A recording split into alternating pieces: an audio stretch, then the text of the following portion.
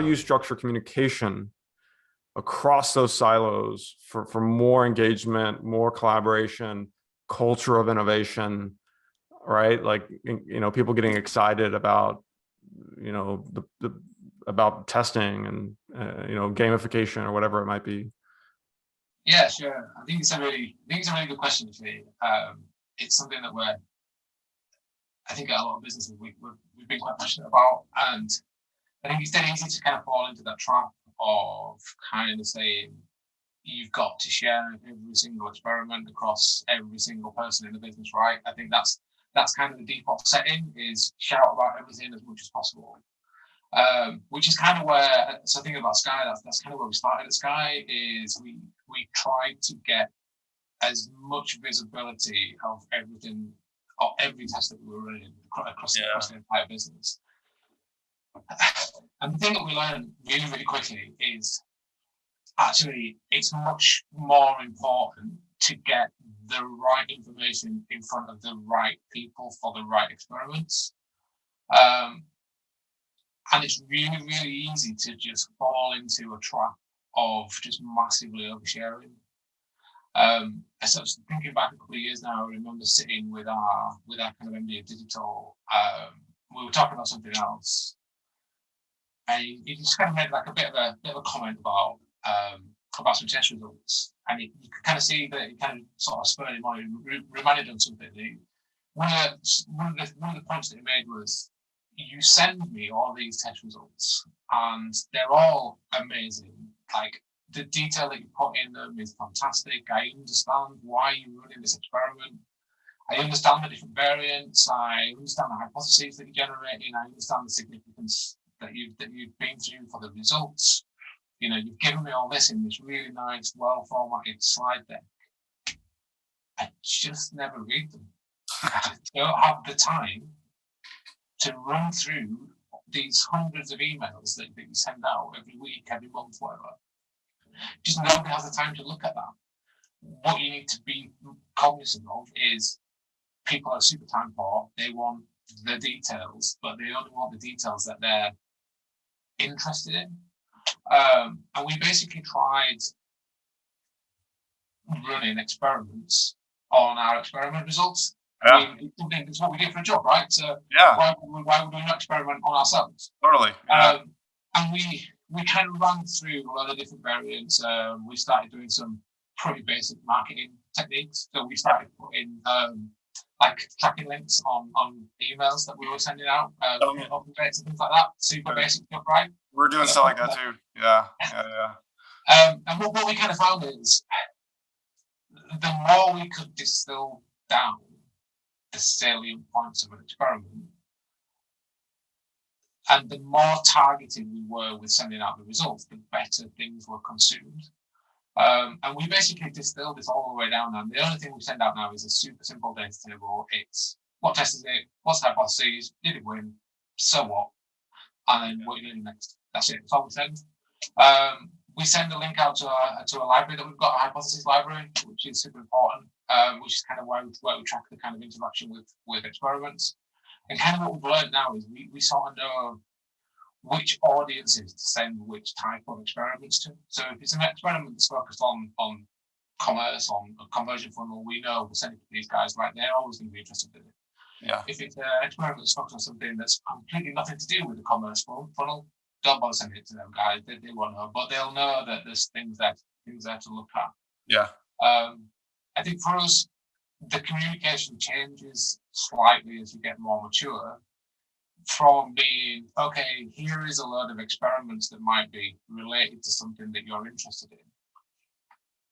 We've kind of changed that narrative now to be more along the lines of, okay, here are some people in the business that you might want to go speak to. Yeah. Here are the people that are running experiments in that space. And they know much more about it than the centralized team do.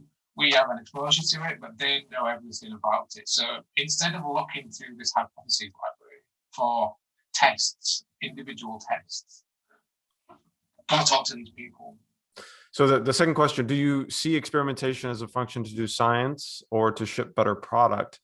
And this, I want to add to this question. I'd love this question, and it came from you. You seeded me with it already because I had, before this interview, I had asked you like what you're up to, but I love it because it, circling back to how when I press record here, people can get over committed or stuck on a technique. You know, the hammer in your hand is an experiment, and that's all we do. And maybe that's not the appropriate time. And I say no to a lot of people. Like, you shouldn't be testing.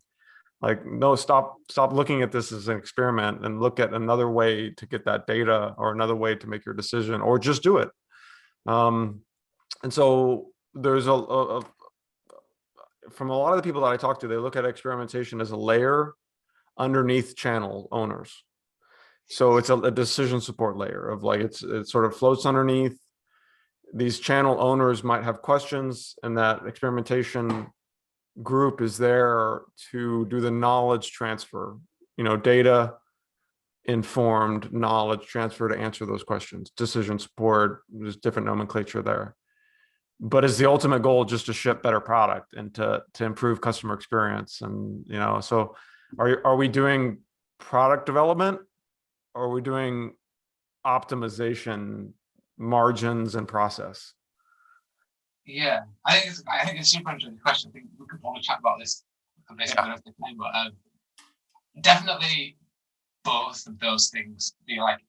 Experimentation does need to cross both of those things, right? It definitely needs to be thought of as a scientific decision support function, but the kind of core concept in what you are trying to do in any team across any business is literally make things better for customers, make things easier for customers. And I think sometimes as an industry, as an experimentation industry, as we were kind of sort of talking about earlier, we get lost in that, and we kind of get so focused on this like quest for perfect science that we almost forget that we're not in the business of being scientists. We're in the business of working for businesses. The brands that we work for, they're not. I mean, obviously, some people out there will be working for scientific discovery brands, right? But mostly, we're not in the business of being scientists. You know, like at Sky, we're in the business of telecoms. We want to make sure that we have a grounding in scientific basis, and we're doing things in the right way, and we're doing things that we can evidence and that we can prove they're empirical. We need to be cognitive of that. But I think sometimes one of the biggest problems that I see with a lot of people that work in experimentation is the kind of inability to understand that businesses are not perfect, and that businesses will make sort of batshit crazy decisions, right? And you need to be able to sort of have one foot in each world, I think, to be really, really good in this space. And really sort of, I guess what it boils down to is you need to be able to talk to your stakeholders. And you need to be able to talk to your stakeholders in a language that they understand. And I think that's really, really important, that sometimes maybe some of your stakeholders, maybe they'll get that scientific background. They'll maybe want to talk about statistical significance even of significant data models or something like that. But I think those conversations are genuine, if you will, far between in the real world and out in real business. Yeah. I think most stakeholders want to know just that pure, what were you trying to do, and did it work, and can I be confident that it worked? They don't want to know the ins and outs of it. And I think the point about having this kind of layer of almost decision support, I think a lot of experimentation teams do sit in that space of, here's an idea. Is this a good idea? Can you validate this idea for me? Can you answer this question for me? And I think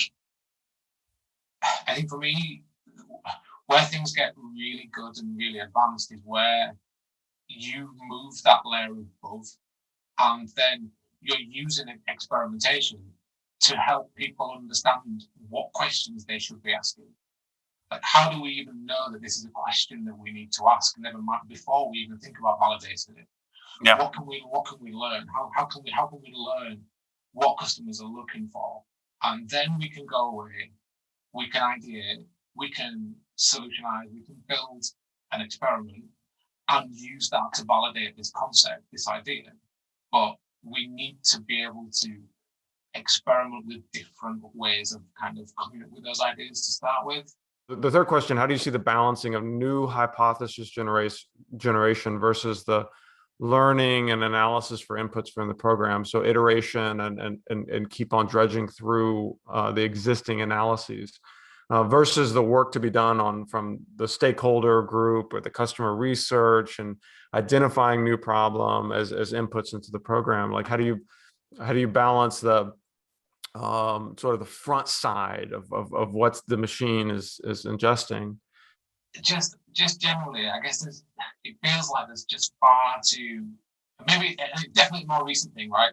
There's just so much emphasis on this on the whole world of post-test analysis, and it's thinking about like almost to the point where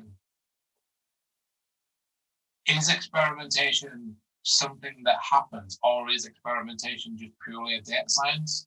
And I think you could start, if you started reading from today, without all of the kind of background that we've kind of been through, talking about loads of different things, you would automatically assume that experimentation is all about data science. Mm-hmm.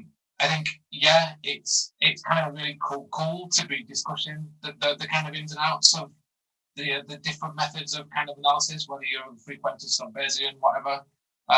Yeah, it's great to be talking about how you can build chi-square testing. That's super interesting. But every now and again, it kind of feels a little bit like this is a bit of a look how smart we are. Yeah, it's a mental masturbation. We can build this amazing model. And when you think about it, the post-test analysis is important, it's super important, but it's actually quite a small part of what your experimentation program should look like, what your experimentation process should look like. Wow. And it feels like there's a genuine disproportion of the amount of noise about that when you compare it to everything else. And I think so the headline is placing the experimentation function under the data team will lead to mental masturbation. Right. Yeah, that's a really good way of putting it. And I'll tell you, I think I would 100% of the time, I guess this, I don't know whether this might be controversial, I'm not sure, but I think 100% of the time, literally 100% of the time, I would take a really well thought out, data-driven hypotheses that was super focused on an actual customer problem. And I'd love my analysis efforts to be at that side of my experimentation program. Yeah. And figuring out the kind of analysis issues afterwards. Because that's the thing, is like the more defined and targeted your hypotheses, the more evidence you've got to support why you want to do this in the first place, the more obvious that win's going to be, the more obvious that change in behavior is going to be, the less you're going to need to be super reliant on, like really proving how smart your analysis model is.